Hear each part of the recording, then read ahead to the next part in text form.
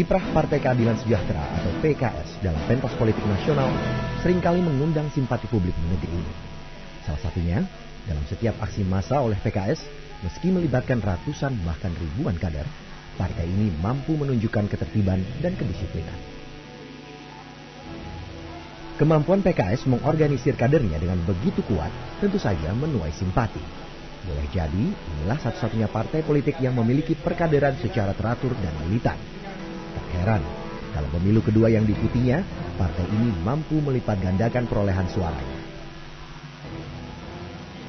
Pada pemilu 1999, partai yang saat itu bernama Partai Keadilan hanya memperoleh 1,4 juta suara atau setara dengan 7 kursi di DPR.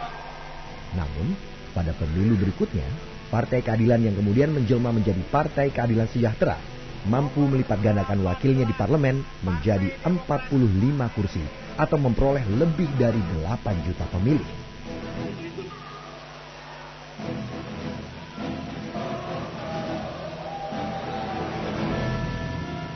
Sebagai sebuah partai kader, loyalitas anggota PKS boleh jadi dapat diandalkan. Menurut Presiden PKS Tifatul Sembiring, para kader dan anggotanya lah yang membiayai jalannya roda organisasi. Mereka, jadi seperti misalnya saya diundang demo gitu, saya harus memberikan orasi, saya juga harus keluar, harus beli atribut sendiri dan sebagainya. Jadi di PKS itu semua kader juga mengeluarkan dana untuk itu. Saya beritahu sekarang jumlah kader PKS yang tercatat lebih 800.000, Mbak.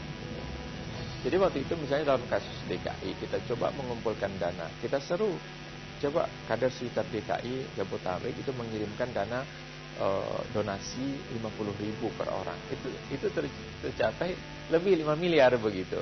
50.000 misalnya kalau ada 100.000 yang mengirim itu kan sudah 5 miliar. Jadi kita dalam beberapa tempo pilkada dan sebagainya merekrut dana seperti itu.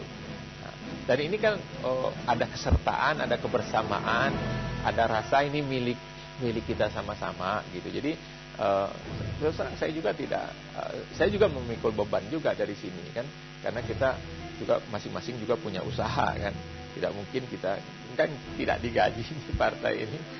Jadi kader-kader pun bekerja seperti itu. Oleh sebab itu mereka melibatkan diri dan membiayai keterlibatan itu sendiri secara rutin, dan iuran bulanan itu juga kan ada yang kita tarik dari teman-teman ini. Sumbangan-sumbangan juga ada. Tapi memang yang lebih kita pentingkan bagaimana peran kader dan menjaga stabilitas, soliditas dan kekokohan kader.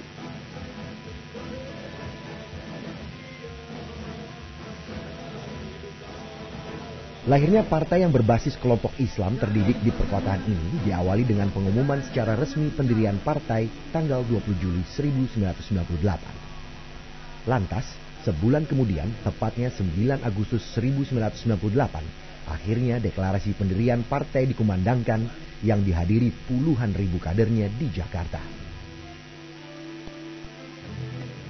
PKS ini bisa dikatakan sebagai fenomena baru karena PKS itu setidak-tidaknya ketika berdiri ya tahun 98 itu, ini partai anak muda Islam, anak muda dan terdidik. Mungkin yang paling tua Pak Rekto aja atau siapa lah gitu ya.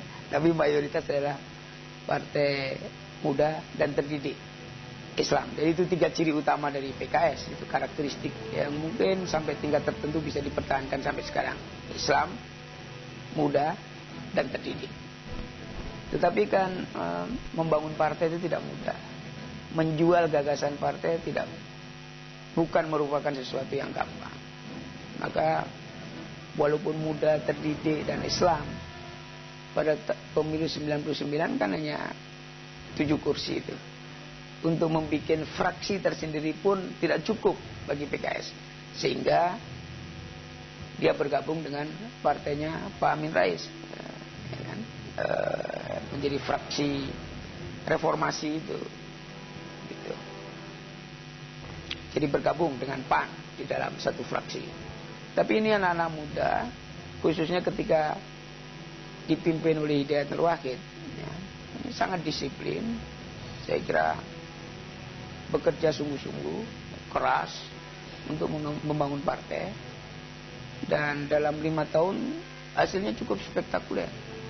Inilah satu-satunya partai yang dalam 5 tahun bisa meningkatkan perolehan suara hampir 600%.